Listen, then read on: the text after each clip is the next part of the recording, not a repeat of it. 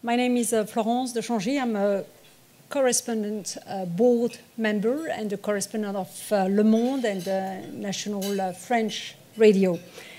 I'm delighted to be your host today. We're very lucky tonight to have a very rich, without jokes, panel of French entrepreneurs. We've all heard from the former American president that French people are so bad at business that there is no, they don't have such word as entrepreneur, but at least here we don't have the word, but we have the real stuff. So the four men gather here with the help of the French Chamber of Commerce that I thank, have a lot to share about why they chose Hong Kong, how they made it. Initially, we wanted to call it How to Become a Millionaire. We thought, but then we thought that Pourquoi Hong Kong was maybe more topical for these people who have in common to be French and to have been very successful in a limited period of time. So in terms of format, I suggest that while your plates are being cleared, the four gentlemen introduce themselves and explain to us how they've made it or what they are making, because I think most of them think they have not made it yet. They're still making it. And then after this presentation, we will start the Q&A over a special plate of cheese, because this club has been renamed the French Cheese Club for FCC. Because we have weekly flown in French cheese, so we wanted to share this with you in case you're not a member and you want to become one. So without further ado, I suggest we welcome these four great guest speakers and we listen to them, and then we move on to your questions. Thank you.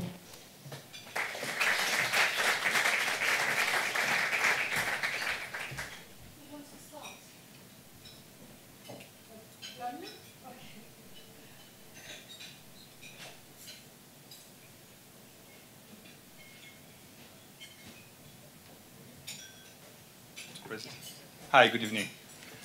My name is Damien Dernoncourt, and first I'd like to clarify a little bit what Florence has said. If you want to make money in Hong Kong, you'd better be a banker. It's much less risky and much more profitable, and much less lonely. You will see that the entrepreneur journey is not always full of friends and as fast as you expect. So if it's about the money, just go to the bank. So I've been in Hong Kong for 20 years now. I arrived here, basically escaped from the north of France. That's one of the things which brought me to Hong Kong. I was looking for a little bit more adventure. I was looking for learning English, which I'm still working on. And I was looking for something different and knew from that time that I would not find it in France, and the Hong Kong could be a great playground. So I found a job from France to work here in Hong Kong, and arrived here very proud and got fired after 6 weeks. So that was my first lesson when I arrived in Hong Kong. But I'm still happy I met this guy. He at least gave me a chance to come to this great city. And that's where I decided to start my first venture, which didn't work either. So that was two great success in 3 months in Hong Kong. I started to work for a French trading company buying hand tools and power tools in China. They were basically buying everything in Korea, Japan, and wanted to move everything to China. So it was a great opportunity for me to explore China. Visited a lot of factories during 3 years. I started a trading business for them that we later sold. That was my first real success here in Hong Kong. And left this company after 4 years to start another business, packaging and logistics, a company called Asia Pac that we started in south of China. And you'll hear a little bit more about Asia Pac with Jean-Baptiste afterwards, because we had the chance to work together. Sold this business, and at that time decided to go back to school It was very difficult to start a business, grow a business. You can be very profitable, but it's also very challenging to generate cash. So I thought that, figured I'd better go back to school. So I went to Singapore for a year and came back in Hong Kong. I then joined a crazy guy in Bali who was doing jewelry, a small business called John Hardy, and we grew this company together, and I bought this company from him 7 years ago through a management buyout with the help of a private equity fund, and we just sold this business last summer. So I am now in transition, looking for new businesses.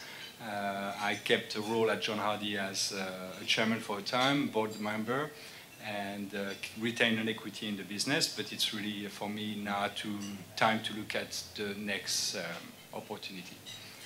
So why Hong Kong? I told you why I came. I really, over the years, really enjoyed the city for what it gave me. It was a very generous city. I arrived here, I was single. I met my wife, we had kids here together, we met a lot of friends, we really had different kind of lifestyle as we grew with our life, and Hong Kong gives you that, gives you all those lifestyle, and really is a fantastic playground. At the same time, it's quite easy to do business in Hong Kong. It's definitely much easier than France, and that's one of the other reasons why it's easier to have such kind of dinner tonight that it would be in Paris or in any city in France. And finally, as we were saying earlier, it's warm, and there is daylight in the morning when you wake up. And I'm coming from north of France again, which is more or less like London, and London in the winter is not really a great place to live. So we came here because we wanted to discover the world, and today we really enjoy. Hong Kong is a great platform, especially for business and for fun. Thank you.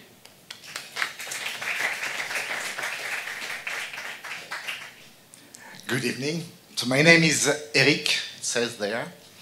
I am born with a disease called entrepreneurship. I started my first company when I was 13 years old. And my parents had a wonderful idea when I was a kid to make me learn Chinese. So I came to do some summer jobs in Taiwan, practice my Chinese, and stayed and I've never worked a single day in France. So I'm a French entrepreneur, but based and located here full-time. I started here a trading company.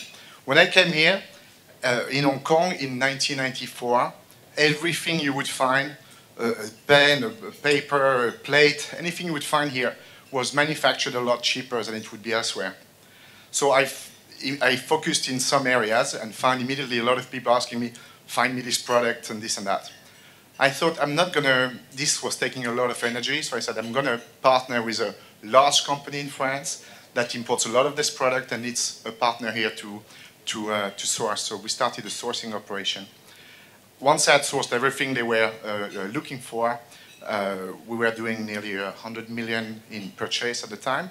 So why don't I take their range of product and put them into the local market? So that was about 6 years later. I started to put concepts together and sell them into supermarkets. I got lucky in 1999 when LVMH approached my French partner and bought them out, and they offered me to exit at the time. I stayed with them for a little while, and eventually had my dream to have my own factory in near Shanghai, Ningbo.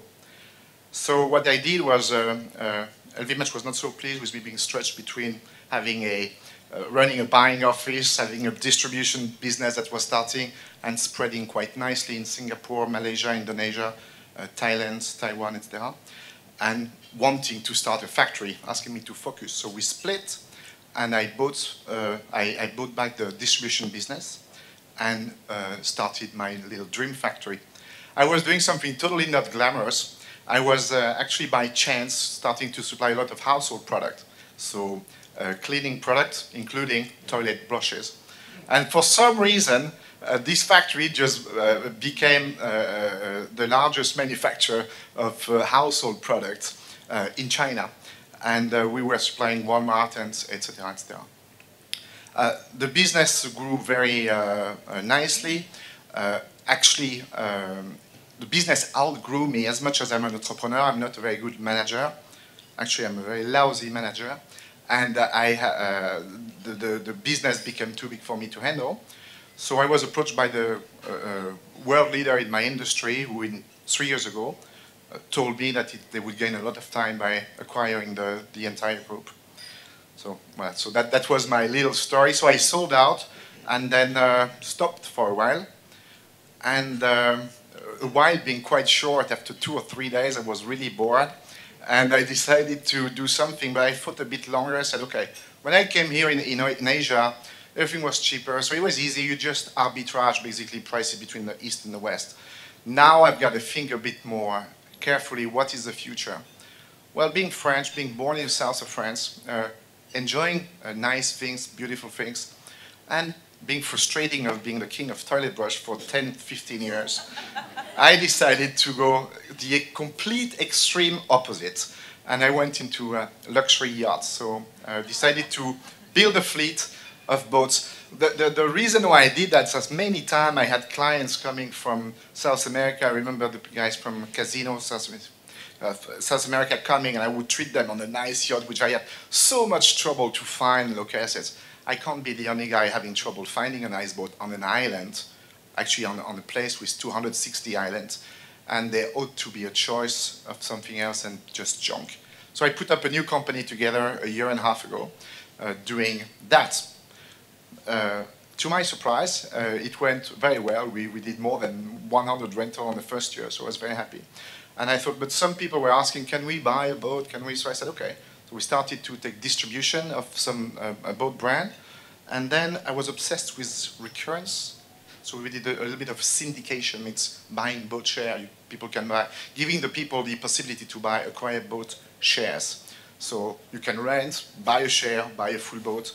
And then I added also a brand of mega yachts, 40 meter, to more for the very wealthy Chinese that want to keep their boat in Monaco.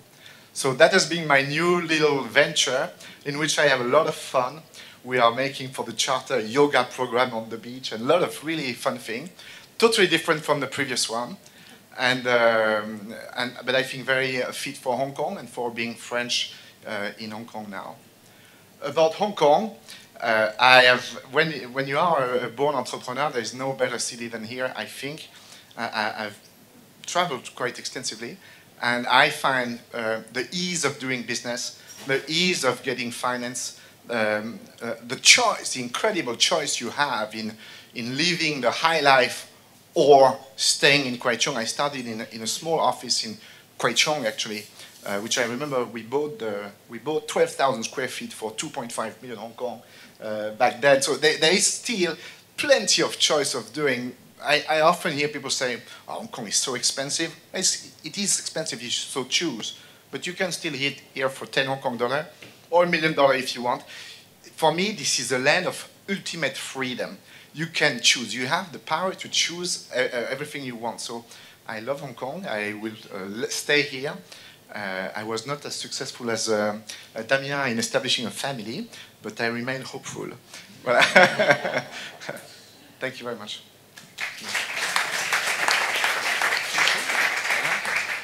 Any candidates? Yeah.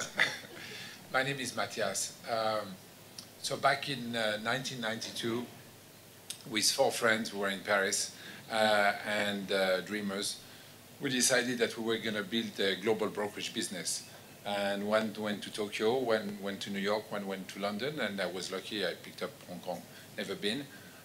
So went there, developed that business, and we sold it in 2000. To E-Trade, we became a giant of internet brokerage. So our ambition at the time was to destroy an industry that was very archaic. People were calling brokers, you know, they were very high commissions, high fees, and it was really about using technology to transform our world. And we did today. I think about 70% of Hong Kong people who buy stocks do it through the internet. That was 15 years ago. Times have changed. I came back, I left Hong Kong and came back in 2011 to start again, a new company called 8. And now, you know, we have finally, together with my partner who is here, we have identified another sector where we can do the same. The good news is people who buy stocks directly, they only represent about 3% of the population. So probably, if we're 100 people here, three of you buy stocks directly. But everybody has a smartphone, everybody has a savings account, and everybody can be a customer of that new venture. The issue, the problem we are solving with that company is basically, it's very hard to make money. It's even harder to keep it. What do you do? And it's going to be a problem for you, Damien. What do you do? How do you keep it? There are many ways to spend your money, especially here in Hong Kong. But if you want to save, the ones that have done a bit of homework know that if you want to look at financial markets, cash, your so-called saving account at your bank is not a good place. It's losing 5% a year because that's what the inflation is in Hong Kong. And if you want to invest in financial markets, you need to be diversified. Because if you don't diversify, if there is a problem somewhere in the world or in some company, it's going to hit you hard. But diversification is complex.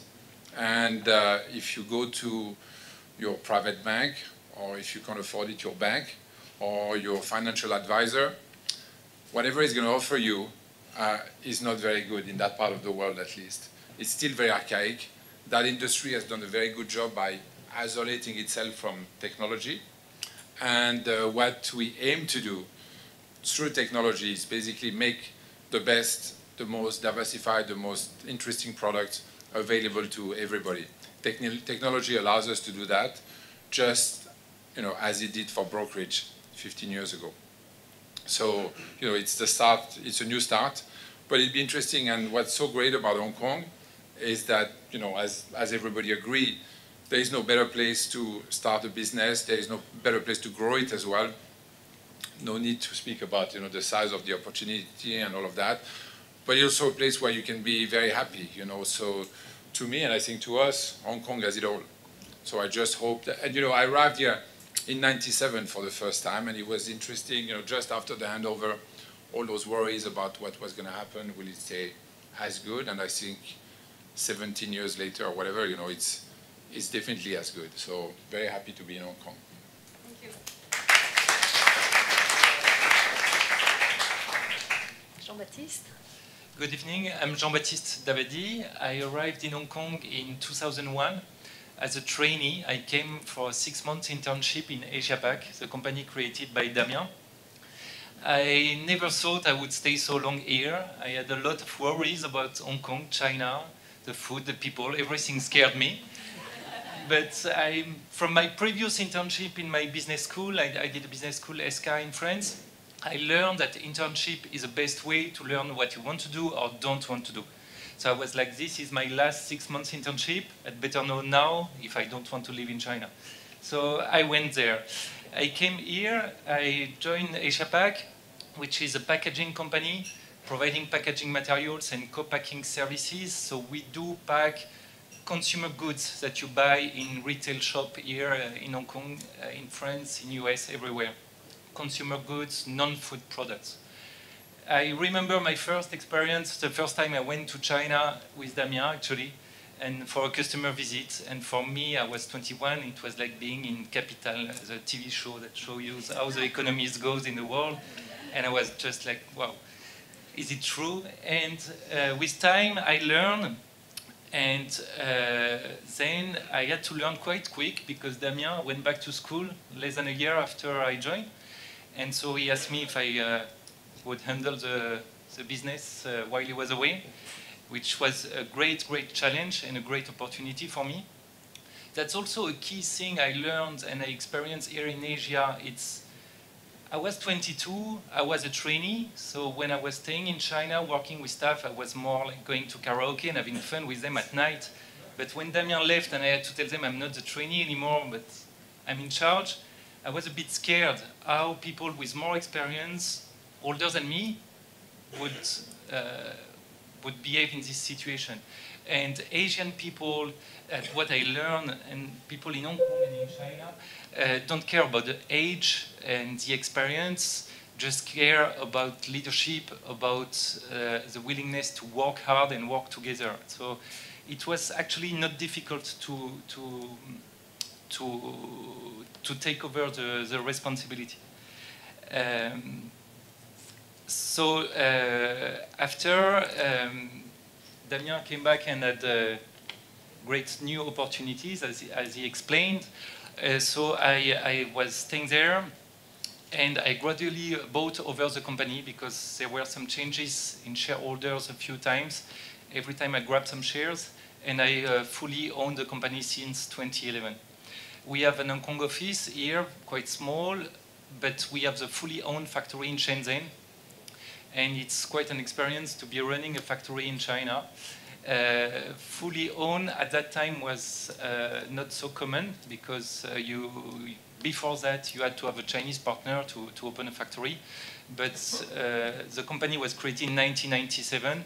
But when we opened the new factory in 2002, we could open as what we call a WUFI without Chinese partner. So it took more time in some procedures, but then we could enjoy the full ownership. So this was the key to our growth. So the company developed quite a lot over the years. We are selling products, packing products that are being sold everywhere in Europe, in US, in Hong Kong. And why Hong Kong? Because I got a one-way ticket 14 years ago. Because my wife and my kids love this place. Very well integrated, born here. Our son is passionate with lion dance, so he's doing lion dance all the time. And we really feel that we can be part of this city. And we are not totally foreigner, even if I'm very ashamed not to speak any Cantonese still after so many years. But we are really part of a community and part of the local community as well. Thank you. Merci beaucoup, everybody. It's a pleasure to have all of you here and to hear the wonderful stories as to what brought you to Hong Kong and more importantly, why you're all staying. I'd like to open up now to our audience and think about the questions that you want to ask, even be self-reflective a little bit. Why are you here? And to try to start a dialogue.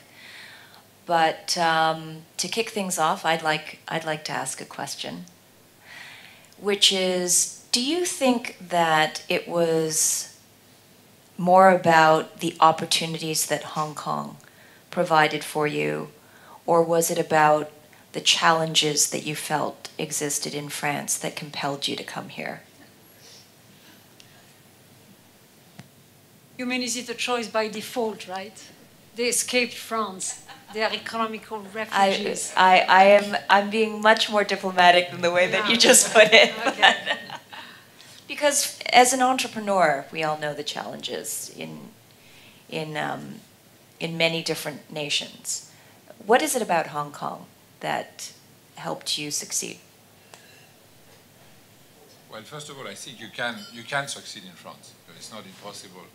And I think all of us, I've been here for far too long to be seen as opportunistic. And for me, it was definitely the opportunity that Hong Kong offered, because Hong Kong is bigger than Hong Kong. First of all, it's the whole region that you can reach from here. It's incredible how so much happened in such a small place. So definitely, definitely what Hong Kong has to offer more than escaping.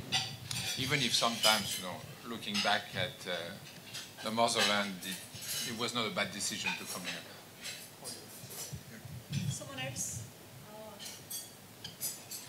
One of you want also to pick on this? I don't think you would have a very different answer here. I escape for sure, because north of France is a little bit like Connecticut, and you don't even decide for yourself. Your grandfather is deciding for yourself, and then you just have to do. You go into school, they ask you to go, etc., etc. So for me, escaping was very, very important. But as Mathias said, you can be successful in France, but you have to be very smart, and it's very hard. So it's much easier here. You don't need to be as smart here. Absolutely, no, it's much easier here. No. The success rate is much higher. It's much higher here. It's very difficult to be successful in France. But this being said, I don't think it's worse today than it was. Here's the sheet. Here is the cheese. I don't think a minute of silence for the cheese, please. I don't think it's more difficult today than it was 20 years ago. It was already challenging to start a business in France 20 years ago. It's still challenging today. And Hong Kong is the land of business. It's people are proud of being successful. People want to help you. People give you ID. People share. People support you. Where we are not in the same culture in France. So there is a question of red tape for sure, but there is also a question of culture. And this is the land of entrepreneurship, and certainly not the French people bringing it. It was there with the Chinese far before we arrived. I'm from Bordeaux. It's a very nice place, so I didn't escape Bordeaux. No, but definitely when we discuss with entrepreneurs in France, one big difference is here the system is so simple, stable, and so on that we focus on running our business, doing what we love, and we are not dealing with all those procedures and bureaucracy that France loves and knows how to do better than anyone. Sorry. No, I felt there is a slight change. In our generation, we all came around the 90s. People were not escaping France, but I noticed there is a recent inflow of more French community with some entrepreneurs. The entrepreneurship takes different form now, more in restaurant, food, and so on, which sees more of an escape from France, like fed up with France. But back, I think, in our days, it was looking for opportunity. This place was full of opportunities, and there was no escaping element. Well, I'd love to ask you, considering that you all have succeeded in such incredibly different fields, and one would think of France as good at, I guess, luxury and luxury products, wine, art, and different things, and here you are in creative jewelry, online banking, toilet brushes. High luxury. Very useful. And packing. Do you believe that there was something French which is above this, or is just you guys being good at what you're doing? Maybe in the people in the relationship you have with the local people?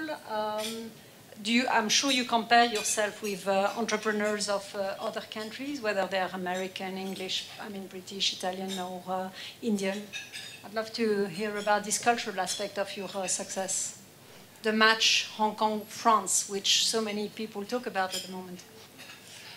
If I may carry on, I think that was a huge help as far as my personal experience was concerned, because of the creativity we are surrounded with in France.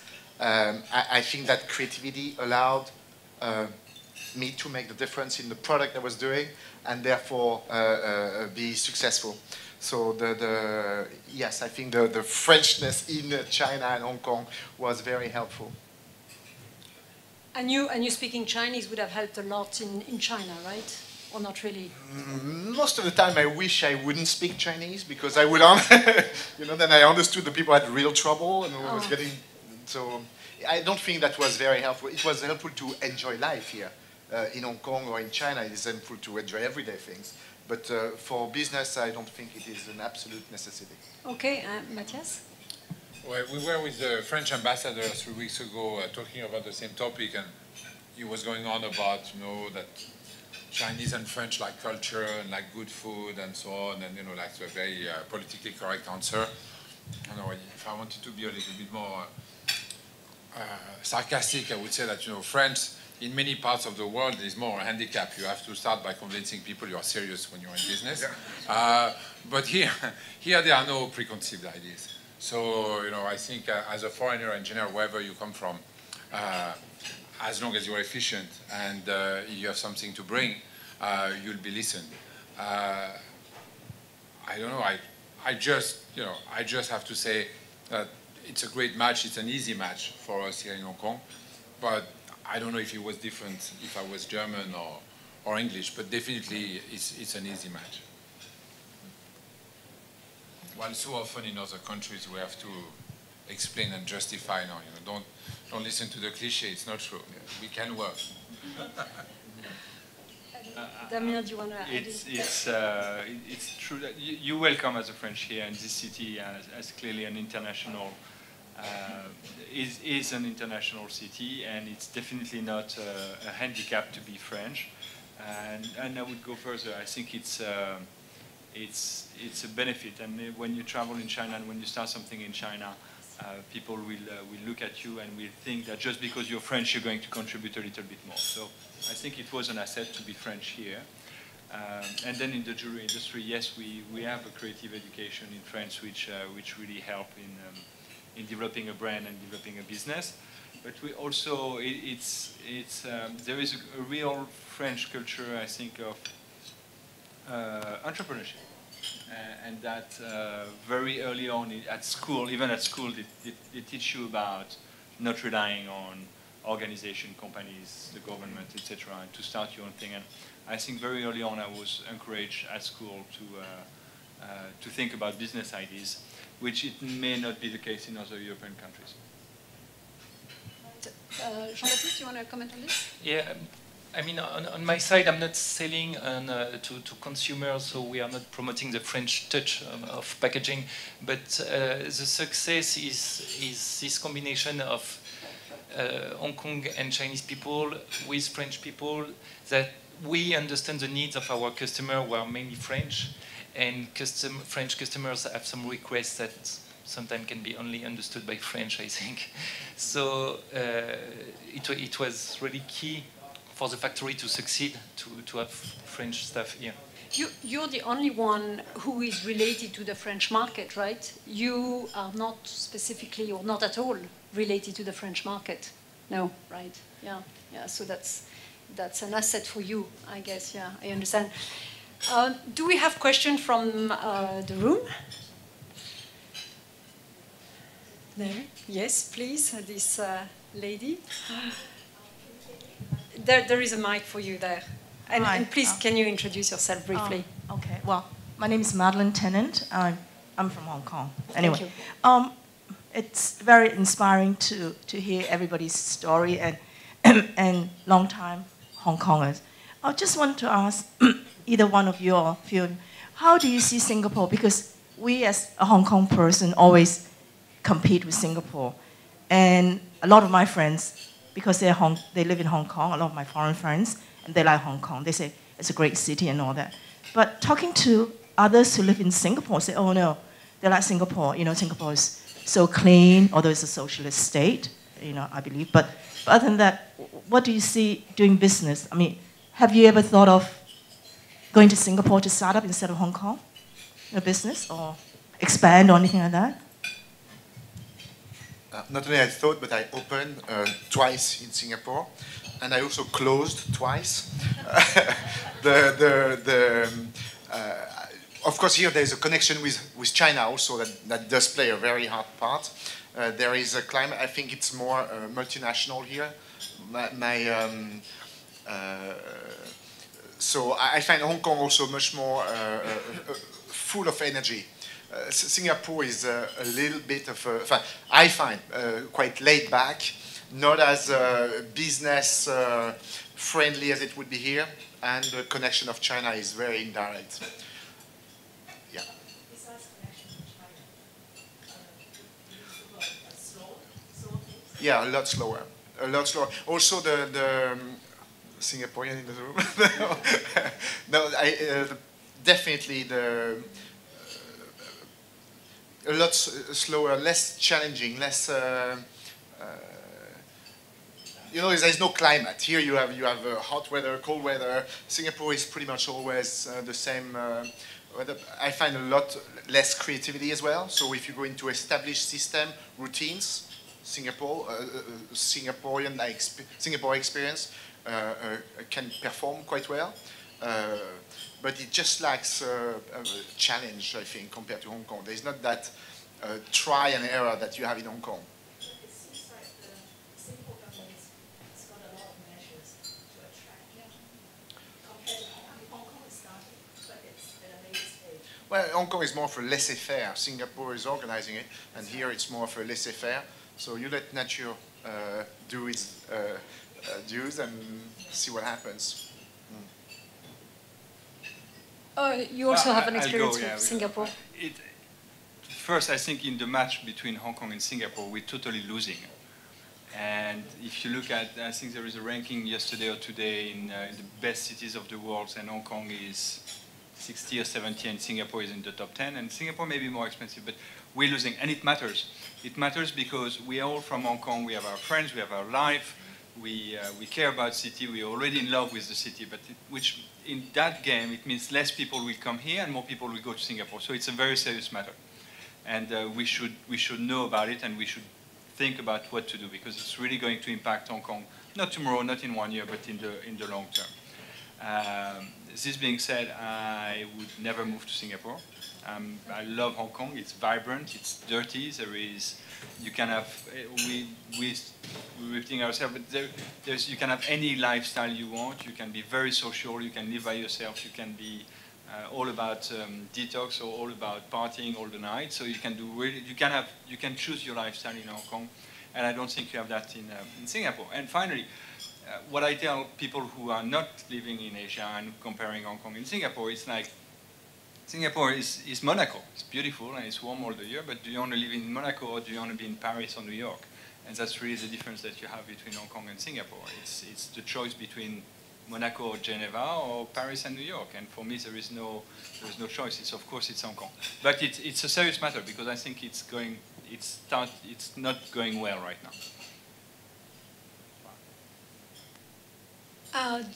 Anyone else with a question in the room? Yes, this lady there. Please introduce yourself. Hello, my name is Lisa Pham. I'm at Bloomberg News.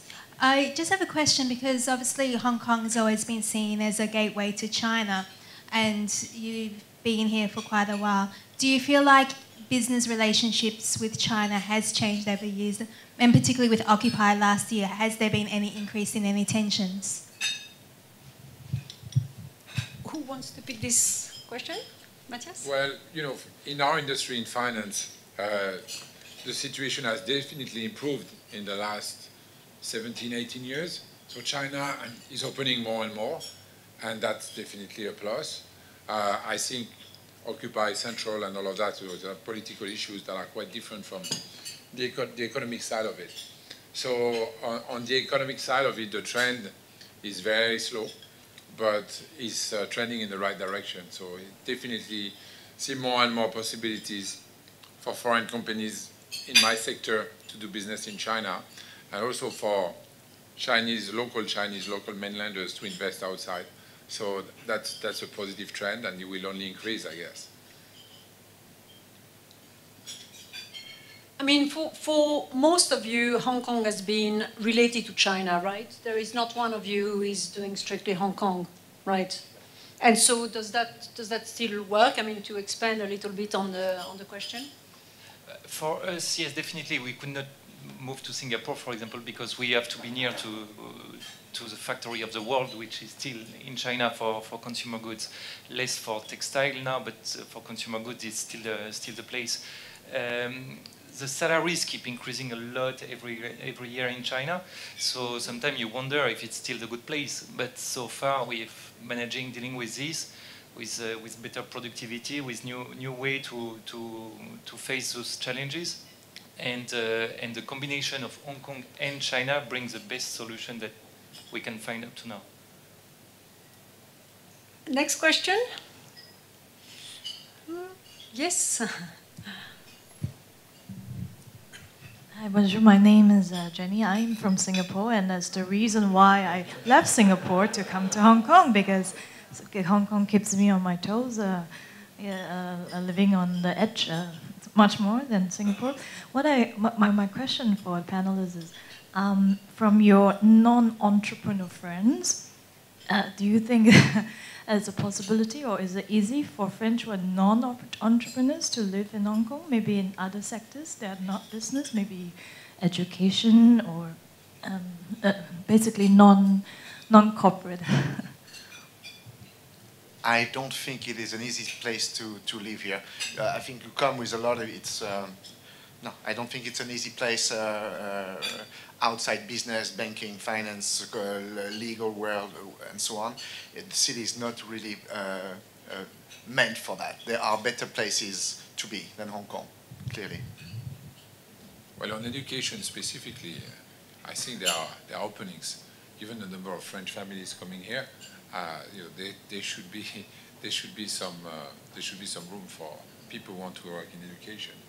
But yes, I agree. I tend to agree with with you, Eric. Outside entrepreneurship. Well, obviously there are the guys working for the big firms, luxury brands and so on. But that whether it's in Hong Kong or outside, it's not very different. But what makes Hong Kong specifically interesting is that the entrepreneurship. I guess if I was an artist, maybe Hong Kong wouldn't be my first choice. Someone else has a question? Yes, please. Sorry, mouthful of cheese. Sorry. Take your time. Jerry McLean from ChooseWise. A question about funding. You've all gone through different growing pains. How did you go about funding those growing pains, or was it through private, or was it through bank and leveraging up the business? What did you do, and how did you make it work? I think that goes to all of you, right? Because I guess the answer is different in each of you. So maybe you can start, Damien. Different stage, different needs, different solution. When I started Asia Pac, it was really small friends and family and savings. At John Hardy, we had, when I arrived, they had no banking relationship, and we developed a banking relationship with HSBC, which were giving us a working capital. It was very long to develop. What's interesting in Hong Kong, and that's also a place where there is a lot to do, is private equity. There is a lot of private equity players. So when I bought John Hardy from its founder, and it was an acquisition over 50 million US, you had to find money, you had to find private equity money. So we found debt in Taiwan with Fubon Financials, and we were backed by a private equity firm in London. So I would say in Hong Kong it's easier after a certain size. If you are a would-be entrepreneur, you have a great business idea and a little bit of money, it's easier to find money to buy an apartment than it is to start your business. So that's a little bit of a challenge. And I found it, the more you ask, the easier it is, basically. And I find it much easier later on in the process than at the beginning. The more you ask, you ask for money, the easier it is, or the more people yeah, the bigger the ticket, the easier it is to find the funding. I actually thought that was the biggest drawback of Hong Kong for a young entrepreneur is the funding. So if I was back in my home countries, I would easily be able to talk to bank and explain the project and so on. Here it was not available, quite simply. And we started out of self-funding, saving. So the solutions that I think are very good is to be very, to manage the P&L very well. That is always the first thing, because everything then gets derived from that. You can raise more money if the P&L looks good on the balance sheet, and to grow gradually. It's very obvious, but it's very true. I see now a lot of people coming with files that are like completely not making any sort of sense, saying I can't find funding. So yeah, but okay, but you know, when it makes sense, you will find funding. And then, as you said, for each step, then there is a different level. The next one, once the initial is there, the bank provide, but as long as you provide a similar amount of deposits, then you can get very easily that sort of loan. There is a lot of money available in private equity, but again, as you rightfully said, the bigger, the better. It's very difficult. I think it is quite difficult below the, I would say, 10 million threshold. US, it's quite difficult to find, and that has to be private family offices and so on. But with a convincing, again, there is no lack of money, which is a great thing here. it doesn't really come from the banks, from my experience. There's plenty of money, and they all love profitable or companies that have great prospect and deliver. Say what you do what you say, and then the money comes in a lot easier. We found funding, from everywhere where whoever wanted to give us money. But I'll return the question, and we found money in the States, in Europe, and here in Hong Kong. But the flip side, I think it's interesting to be in Hong Kong, and when you want to raise money, you compete with companies all over the world. Being in Hong Kong, we are in the fintech space, is a good place to be. Companies, investors in the US, in Europe, are looking for companies to invest in that part of the world. And in our sector, there are not that many, so it's an asset to be in Hong Kong, actually. For an SME, as you said, the smaller you are, the most difficult it is. For an SME, I think it's as difficult in Hong Kong as in many other countries to have fundings from the banks. That's also one reason why I gradually bought over. I remember a meeting with a bank. After 2 hours, they told me they can give me 3 times my monthly salary, which at that time was nothing. So the government put some stuff in place to guarantee loans for SMEs and so on, but I think it's not that easy to grab this. One good way is to be very faithful with suppliers, have very good relation with suppliers, so you can get longer payment terms, and then you can have a positive cash flow, which help you manage your growth, and then, as you said, a good P&L will do the job. Great, thank you. Is there a question? Yes? Yes. Sir? My name is Eric. I'm from Hong Kong. Thank you. I think Hong Kong is wonderful. The trouble is we're getting very big-headed about how wonderful Hong Kong is. So my question to the panel is, are we deluding ourselves into thinking how wonderful we are? And the other thing is, how much time do we have left before China, like Shanghai, would make us completely irrelevant? Well, I think we all heard that in '97. That was the concern already. And nearly 20 years later, it didn't happen. I think what makes Hong Kong unique, what made Hong Kong unique at the time is still there. I think there are some very serious concerns, you were alluding to that. The number one is air pollution, which, most of it comes from Hong Kong, not from China, as, many people casually say. So, there are serious challenges. To me, sometimes it's a mystery why they're not taken more seriously. So, in that aspect, I hear you. But it seems that China has done a lot to protect Hong Kong and make Hong Kong even a better place and a more solid place than it was before the handover, at the moment of the handover. So, wait and see. But I think from a business and entrepreneur perspective, and looking at the dynamics of the place, it's stronger than it was 20 years ago. And lastly, you said maybe we are complacent, but again, traveling everywhere and coming back here, it's always the same feeling. This place is different, and what makes this place special remains. So you're not deluding yourself about the fact that Hong Kong is exceptional. I don't know. What about the other one thing? Yeah, no, Hong Kong, the freedom again of enterprise is exceptional. The fact that people are being led to themselves to find solution has made, I think, Hong Kong people incredibly versatile. I mean, the guy was making mobile phone, Li Keqing making mobile phone, becoming grew in logistic, and now in mobile phone. People find solutions here by themselves all the time. So, and I think that's a very specific point to Hong Kong that is not in China.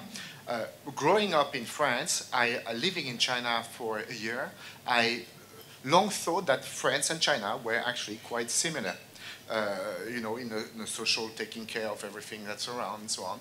And I did not want that system because it doesn't match the way I want to live. And the only place of total freedom where I am always in charge of my destiny is Hong Kong.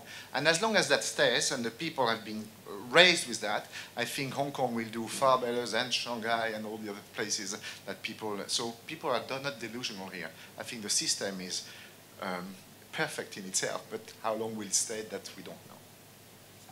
Yeah, I have a slightly different view. I think Hong Kong is a great, great place and exceptional, etc. But I think we have a visionary problem in Hong Kong.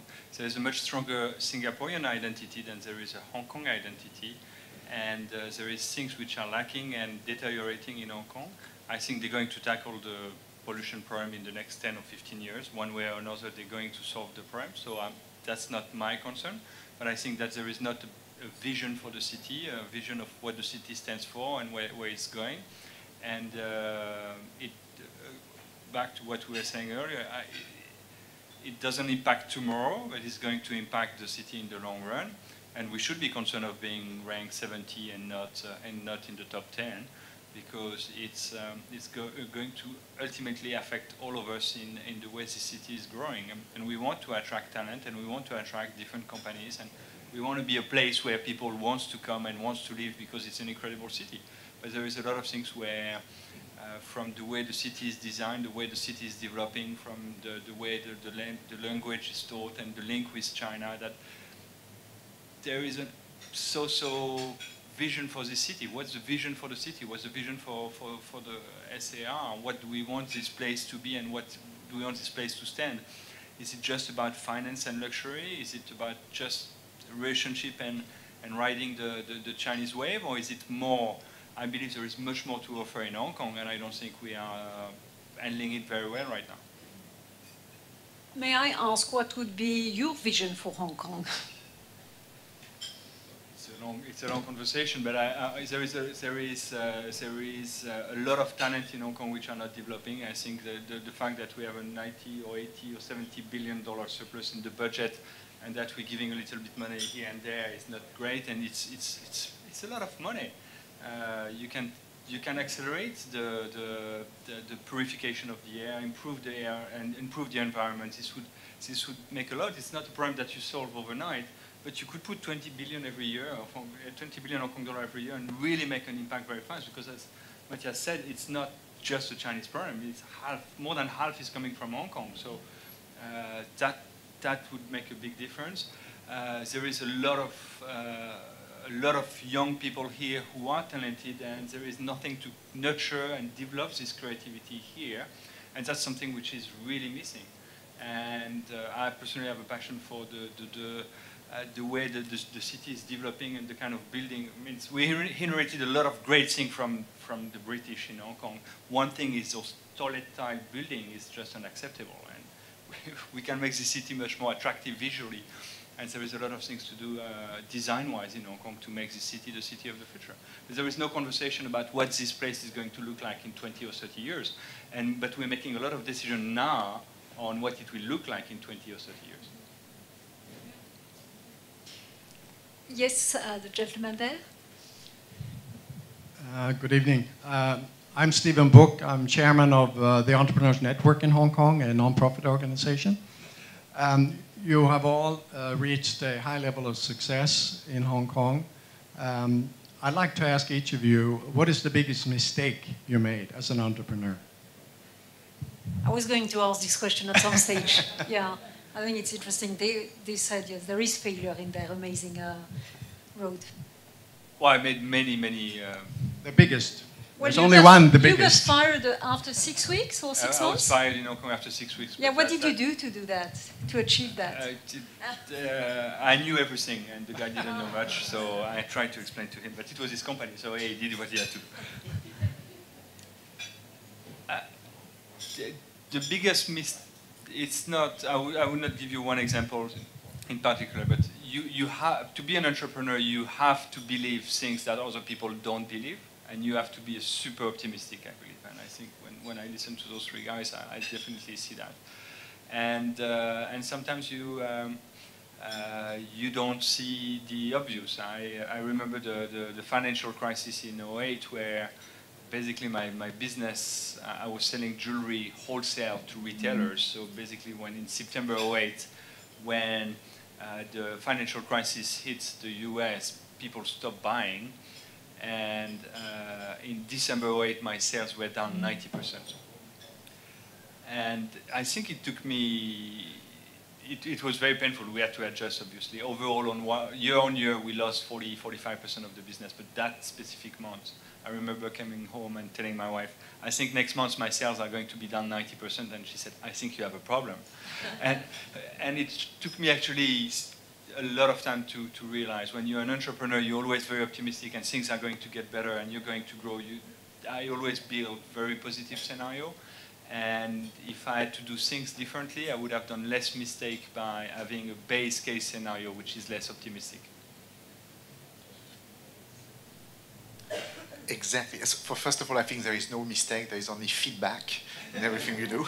But the same, being overly optimistic, and the flip of the coin is that it's what you get driven as well to try new things and believe there is something out there. So maybe as a general attitude, being too intuitively optimistic. And not spending the time validating the scenario. But again, this is just feedback, not mistake. But mistake as in failure, many non-stop. Yeah, well, the biggest mistake will surely be the next one. But you know, looking back, you know, to echo what you guys said, to be an entrepreneur, you need to be crazy. You know, to have some craziness in you and be obsessed about whatever you invest in or whatever you're doing, and don't listen to what the outside world says. That's obvious, so that there's no mistake there. But you know, in my case, thinking back quickly, the biggest mistake was probably, I was here in 2008 in Hong Kong. I was working for that multinational company, and something bad happened in the US that day. And I went back to my room, looked at CNBC and saw the share price of that company I was working for going from like $25 to $1 overnight. So, you know, when I woke up, or when it was time to do breakfast, I had integrated that, you know, that job was over and it was time to move to the next thing. It took a little bit longer, but that's how eventually it ended. And my mistake was to think that it was easy, you know, that it was going to be easy. It's not always that easy. You know, things take time. But it shouldn't stop you from trying again, definitely. But sometimes, yes, you know, mistakes on timing, definitely. I think you said it all. To be an entrepreneur, you have to be optimistic. To invest so much time and money, you have to be optimistic. I think personally, I'm a bit, that's my French side. French are sometimes pessimistic. So I'm more conservative. Some business advisors sometimes tell me it's a real sickness. It's because I'm making some budgets with 0 to 5%. I ended up last year with 23% growth. So, and I keep on doing a very conservative budget again year on year. So I totally agree that the biggest mistake is the next one. So I cannot tell you about it yet. Yeah. Do we have another question? Yes. No, it's all right. You're allowed as many questions as you want.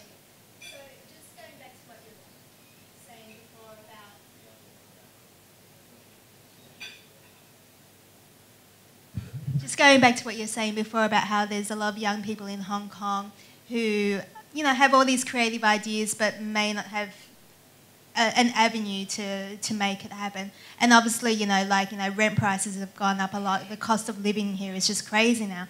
Do you think it's harder for people to become entrepreneurs in Hong Kong these days? And then my other question is, what advice would you be giving young entrepreneurs trying to get into, you know, trying to make their ideas happen now? No, I don't think it's difficult to be a young entrepreneur in Hong Kong. I think it's difficult to be a young artist in Hong Kong. And you can be a starving artist in Paris with 300 euros or in New York with 400 US dollar. But in Hong Kong, people reward entrepreneurship. So they don't reward creativity as much. And I think it's a problem. It's, if you're an entrepreneur, it means that one day you're going to make it and you're going to be successful and your family is going to support you and your friends are going to support you. If you are a talented artist, no one really cares. And I think it's an issue. So no, I'm not worried about entrepreneurs. We're in a city who reward entrepreneurship, and we have many examples of very successful entrepreneurs. So it's the land of entrepreneurs for sure. As an advice, it's just work very hard and very long, because there is no shortcut. I have only one advice. I invest in a few companies left, right, and center, and the only one advice I give, I see a lot of people like the people you describe, focus on the top line. Everything else somehow comes much easier thereafter. So focus on getting the money in. Making a fine product, a beautiful whatever, is easy, because that's spending. I find my own experience as an entrepreneur, the difficulty was not in making something beautiful or it was in getting customer to buy in. So anyone that starts a business, the only difficulty is not anything marketing budget, that's easy. Everything is easy. The top line is the only difficulty, and I think the only thing to focus on in the very initial stages of a business. I think we have to be careful with this kind of discussion and panels and so on, because we always discuss about success. I think one thing in Hong Kong is people who fail sometimes can success in another business if they are quick enough to develop something else. But people who fail don't stay, cannot afford to stay. So sometimes people coming from abroad look at people here and say, wow, you all succeed. Is it easy? Does everyone succeed? I think we have to be very careful. People who failed didn't stay. So success is not easy. Yeah, your question was, is it harder to start a business in Hong Kong? I think it's, then you imply a comparison. I don't know if, it seems that it was always easier before. I'm not sure it's true, but also by comparison, Hong Kong is definitely a good place compared to many others I've been. And then on the advice, it's always difficult, but persistence. I guess again, if you start something, you have to be very passionate about it, and many people are going to explain you why it's not going to work. So you have to stick to your initial belief and continue until it works, or as you say, live discreetly. But until you have reached that point, just be persistent. I'll add one thing. I remember arriving here in '95 and discussing business ideas with a couple of friends. And I remember us looking at people who were in Hong Kong for already 10, 15 years and being super successful, French entrepreneurs, and saying, we arrived too late in Hong Kong. It was much easier before. They developed businesses, etc. And now it's too late, and the information is too transparent, and there is no more arbitrage. There is always something to do. There is always a new way to develop a business and to grow a business. So it's not easier or more difficult now before when we started, when we arrived, when Jean-Baptiste arrived. It's just different. And it's a new set, it's a new environment, and you have to adapt yourself. It's not, there is no reason not to try it today. In the French business community that you know well, and you all kind of belong to the same generation, do you see the next one? I mean, Jean-Baptiste is a little bit younger, you're all still very young. There are some well-established French entrepreneurs who've made it, say, 10 or 15 years before you, or even 30 years before you. Do you now see the next one coming up? I mean, you're the 90s batch, right? Yes. And how do you? Yeah, no, there is. It's always for me. I love it when I'm a friend is introducing me to an entrepreneur, or when I go, as Eric said earlier, there is a lot of French people opening bars and restaurants right now. You can see it right away when you have an entrepreneur in front of you. He's very passionate about his business. It's difficult for him to speak about something different, and he's going to go in great details about his business model and what he's doing and how he started. And there is a lot of them right now in Hong Kong. And there is a new species, which are French people who target the French community. I think we are more than 20,000 French now in Hong Kong, and there is a need for yeah, your beautiful cheese tonight. There is more cheese now than we used to have, and there is French doctors and French dentists and French all of that, and they cater to the French community, and it's great. But that's a very small market. I mean, 20,000 people compared to China. Yeah, for sure. It's a start. But take a doctor. How many doctors do you need? That's right. How many patients can you see? Coming as a French established doctor in France and coming and establishing here is being very entrepreneurial. It's very risky. It's new. It's different. Bringing the family. It's interesting. I think there is a new French breed of entrepreneur in Hong Kong. Great. Next question. Yes. Hi, good evening. My name is Lorraine. So I have a question about that entrepreneur trend that is currently very hot, either in Hong Kong and in France. Everybody's talking about being an entrepreneur. It's very trendy. We're talking about capital, but challenge. All the French news are only talking and focusing on French entrepreneurs, either here in Hong Kong, of course, but also in Paris, in France generally.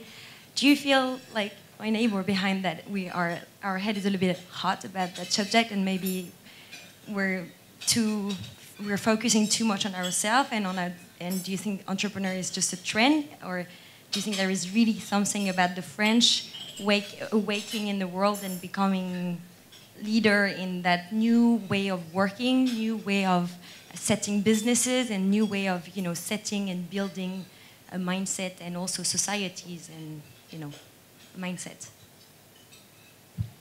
Well, I remember when I was in Paris in the 80s, it was Bernard Tapie and all that craziness about being an entrepreneur. So I don't think it's anything new, or but clearly, when you are in France, the big difference to me between France and Hong Kong is here people don't complain, even the French. While in France it's the tone is very much like that, and they only talk about how bad it is and how difficult it is to be an entrepreneur. And you have some great guys, some figureheads, Xavier Niel, guys like that, who are really trying to nurture a whole new generation of entrepreneurs. And here, but when you're in Paris, you talk more about art maybe and whatever. It's true that here, as Damien was saying, it's the topic, and you could say because maybe there are not many others. And clearly, you come here because that's what you want to do. And if you want to be a painter or a sculptor, you might choose another city. So can't go against the flow either. And I think we all, or most of us came here for a reason, and that's the reason. So. Not surprising that here we talk about that. And it's true, the French, specifically the French who came to Hong Kong, I think they came for that reason. I don't think they all came because the days are longer and there is more sun. But that's why you're staying. That's not why you're coming, but that's why you're staying. Yes, it's warm in the winter.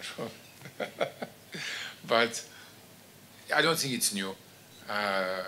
It was like that in the 80s, when I left. There will still be a lot of entrepreneurs everywhere and forever, I hope. I think what we learn when you run a small company is that maybe you don't have the financial means of a big company, but you have so much more flexibility and ability to change and adapt to new things, new market.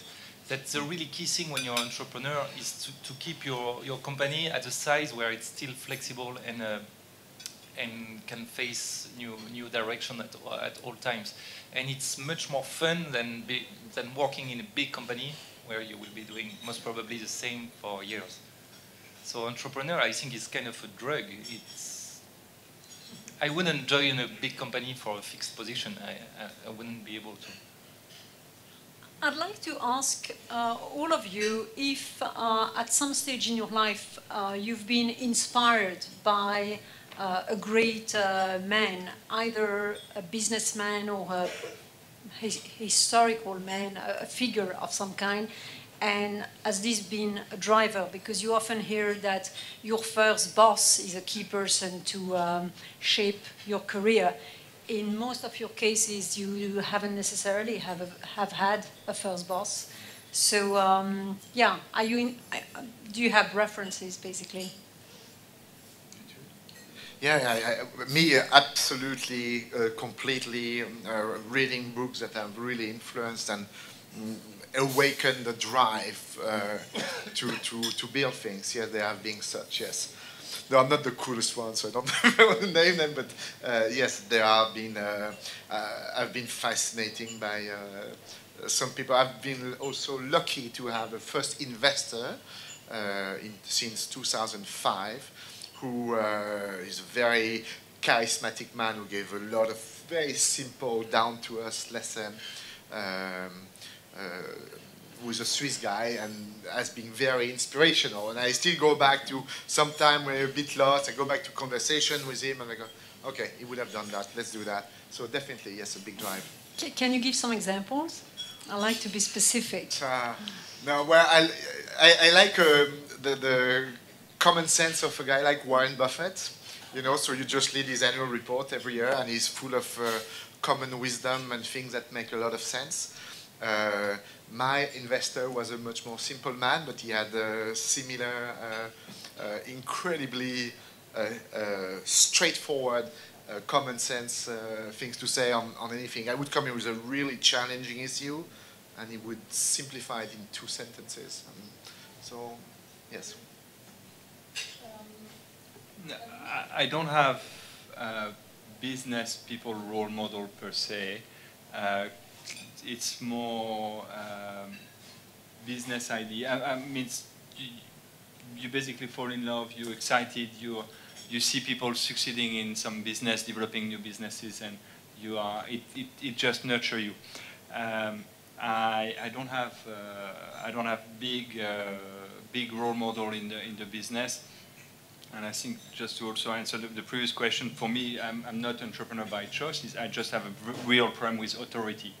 And so I have a real problem with authority. I can't handle having a boss. So it's basically, very quickly, it was you have to do it by yourself because you have no choice. But I would have more people that I look at as role model in terms of values and in my families and grandparents and things like this, which would be an inspiration in terms of how they behave as people. But as in terms of business, it would be more ideas than people.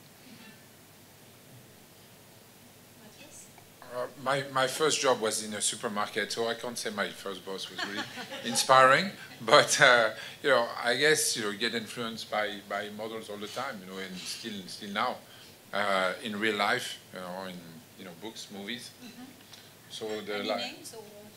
So the Stephen Hawking life, the movie last weekend, that was aspirational. So you have to be open. You have to you have to be a receiver of all those influences, but it doesn't stop today. We saw maybe 27, 28 years old guy, a marketing genius. He was very inspiring. So it can happen all the time. Mm-hmm. Sure. And Jean-Baptiste? Yeah, I think it's more all the time and around you. I'm very inspired by people I'm working with, and we never succeed alone. So you always have to find in people you're dealing with what they can bring to you, what they can teach you, and how you can combine key competencies from everyone. Great.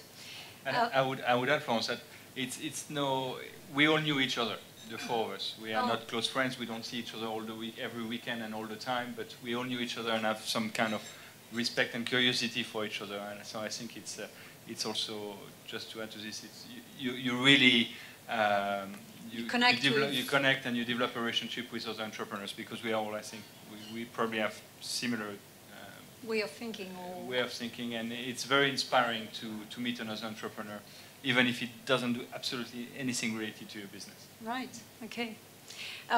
Next question? In the room, yes? I work with Mathias, but I have a question. In the early days, how did you convince talent to join you? It's one thing to be a founder, but convincing local talent in Hong Kong to join a startup, where a startup isn't necessarily the first choice. Something can be said for working for an established brand, a big company. It isn't necessarily an equity culture. So I know we are and continue to be challenged. What advice would you give in terms of convincing local talent to join a company that isn't established, isn't a big brand? I have faced your issue this issue, I don't know if it's your issue, this issue a lot. And I asked myself that question many times, how, you are in a unknown small company where there is competition with other more established known brand. I think one is you have to give more if you can, financially rewarding. And number two, to make people dream. Make people share the dream. When the business is at an early stage, it's still small, it's possible to share your dream with the people that they contribute and participate, and it's becoming a common shared dream. I think the charm is very important. If you can't compensate with the security and all the system established and the whole component of a package, you have to. People don't work exclusively for money but they work for. You have to find their drive, and most of that, the way I did it, in my, not always successfully, but I tried to do, was with. Making people dream, and then share it in some cases with some of the key individuals that I otherwise could not afford to hire at the market rate. Sharing. Do you want to add something? Yeah. How did you manage to make people dream with the It wasn't anymore. No, it's a good question. It's a great They were beautiful. I saw them. They were really, really amazing. nice. You should try them. For me, it was so the money is an issue, obviously, in a small company, and it was always long-term incentive plan. So making a financial reward in the future, and sharing a vision. If you're not excited about the opportunity, don't come. And it's you just need one great person, right, with you. You interview 10 people and you just want to hire one of the 10. So it's really about finding the one who is thinking like you and who is entrepreneurial and who wants to take risks. Different people have different risk profile based on their age and their family situation, etc. So aim at the one who are the biggest risk taker. Is there a question? Sorry, I'm quite keen to know how far ahead. You're thinking. I mean, are you thinking 2 years, 5 years, 10 years in business plan in your own life or tomorrow? Everyone is talking. I mean, not everyone, but we hear the threat of a very big crash coming up at some stage. Is this something you integrate? How do you plan, basically? For me, it's more like 10, 15 years, and which makes a good business model is a good business model, whether there is a crisis coming or not. You may succeed, you may fail, the business may survive, but if you have something which delivers value to a customer, and that relates to the top line that Eric was mentioning, if you create something which creates value, it will work. And even if you have to think long term to create value, I think. Now, then you're lucky or you're unlucky. And there is, I remember very well the financial crisis of 2008. We just bought John Hardy a few months before. Well, I can adjust the size of the business, but there is nothing I can do about the financial crisis. So just deal with it. No, it's a long-term vision, of course. In terms of running a factory in China versus running a factory in France, I think is more short-term in the way that you want to amortize everything quicker because you don't know how long things will be running. In the similar way, things are changing so fast. An entrepreneur in France will amortize his machine over 30 years. In China, you try to do it much quicker because you think you will change to something new. So it's different in that way, but definitely you need a long-term vision to know where you're going to. I think there are different answers for different populations, but we keep on making 5-year plans, knowing that it's not going to happen because you can't predict the future. You can't predict 5 years. And you might get there, but certainly certainly not through the forecast you had made. You will be anywhere a different path, but you try to be not too far. I think what's really important, and back to what I said before about that obsession, is I think one of your enemies as well is when you're an entrepreneur is the doubt, and the way for me to not spend too much time on doubting. Because economic conditions, because the next crisis or whatever, it's also focusing on very immediate deliveries. So it's good to have a long-term plan, but if you're going to win, it's today, it's next week. So the importance of the present is huge. Not seeing too far ahead either. I do plan with a scope same of 5 to 10 years, and I pay a lot of attention in writing my goals. And then adjusting the reality way of how we get there, being pragmatic on a daily basis, but setting a goal and revisiting it quite often, I think, for me at least, has been important. About the surrounding situation, you can have market collapse. I think they are all opportunity. Any disruption is a fantastic opportunity. So it's not a problem because it affects everybody. It's just an additional opportunity. Right. Thank you. Entrepreneur, I was really excited. Entrepreneur see opportunity in every problem, and others see problem in every opportunity. Yes, right. I don't know if it's true, but I often heard in Taiwan that in Chinese it's the same character for crisis and opportunity. So you study Chinese, is that true? I don't know about that one. It makes sense. Yes, it does make sense. Yes. Do we have another question? Not anymore? Oh, yes, this lady, please. We're getting close to closing time. Actually, I have a question about the industry you are all in. I mean, Hong Kong is known for import-export. Hong Kong is very known for financial. How about tech? This year, there's been 7 French startups that were presented at CES and had fantastic reviews and nomination. But would anybody actually start a tech company here in Hong Kong? I think there are a lot of course, Hong Kong tech entrepreneurs plenty.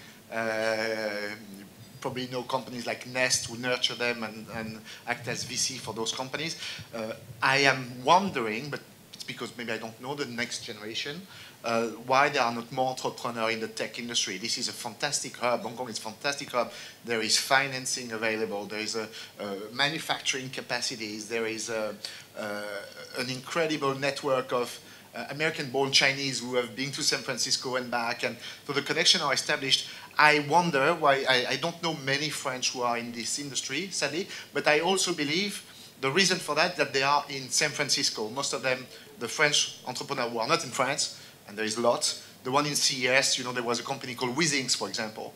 The guys from Wizings, very small company, 24 people, but they are based in San Francisco and Paris. They are not yet here. Fantastically successful people, as you said. But in Hong Kong, I don't know why not yet. It ought to come, but I think because they bypassed and went to San Francisco. I think some of them are located here, but need an address in San Francisco, because some members at the French Chamber who run tech company, they say Hong Kong address is not attractive in terms. It doesn't mean anything for new tech. So if they have an address in San Francisco, then yes. So sometimes they have some teams working here and an address there. If you want to go on Kickstarter or something, you have to be to have an US address, otherwise it's not so attractive. So this is maybe something where Hong Kong is lacking, is the image, the branding about being a place for new technologies, yes. Made in Hong Kong doesn't mean anything because almost nothing is made here, but even there is no such label as created in Hong Kong or something. And there is a couple of guys. I met a guy 2 weeks ago who has a company in Cyberport, and he incubated like 20 or 30 businesses in tech, and it's just incredible. And his whole business model is about bringing together people who have a great idea, creating a company around it, grow the business, and then spin it off and sell it. And so there is some people doing very, very well. It's just incredible. But Hong Kong is more than just finance or luxury. I usually speak about what I call the dim sum effect, where you go in a Chinese restaurant, you have a big table, and you have a 70-year-old waiter who come and take the orders, and he brings 15 courses on the table. He takes the order, he brings the courses, he brings the bill, and there is no mistake. And Hong Kong people are just very good at organizing stuff and making sure everything is happening without any mistake. And that's it's a big industry in Hong Kong. It's a big support to any business in Hong Kong is doing the thing right. And it's the dim sum effect. I mean, trying to go to Bali and do the same thing, it's a total disaster. So we have to use what the people are good at, and in Hong Kong, people are very good at organizing things. So if that's all right, we'll take one last question. That's actually not gentleman. a question. Oh. I'm actually launching a tech business in Hong Kong right now. My name is Emmanuel Fitzsilis with Dragon Law. And that was a question I had about programming talent and engineering talent. We're finding it quite difficult, actually, to find good, motivated engineering talent. They can make much more money working for a bank, or they can leave for San Francisco, where they'll have both better opportunities, bigger communities, and potentially higher upside. And so if you ask me why is it hard to create a tech business in Hong Kong, is finding programming talent is much harder than what it is in Beijing or in San Francisco. Very difficult. I don't know what your perspective is on this engineering and programming talent, but that's something that we're facing every day. It's very easy to recruit any other kind of stuff, right? But programming talent is very hard. Yeah. But for me, it's back to creativity. Programming is a sort of creative talent, and we're lacking the nurture of those talents here in Hong Kong.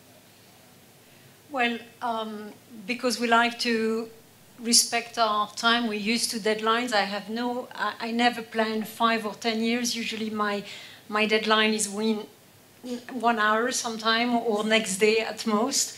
And here we usually give ourselves about 2 hours for our lunch or dinner events. So I'd like to thank everyone for their amazing contribution, to all of you for joining us, the French Chamber for helping us with this amazing lineup.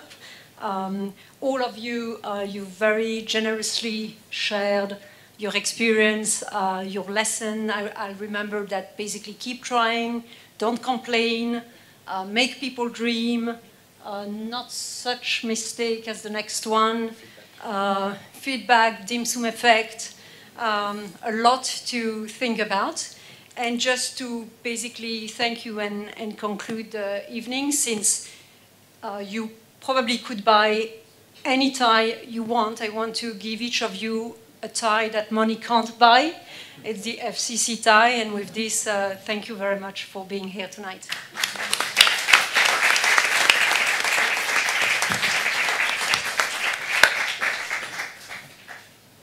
Thank you. Thank you. So, yeah. C'est super fashion, hein? S'il y a un déguisement...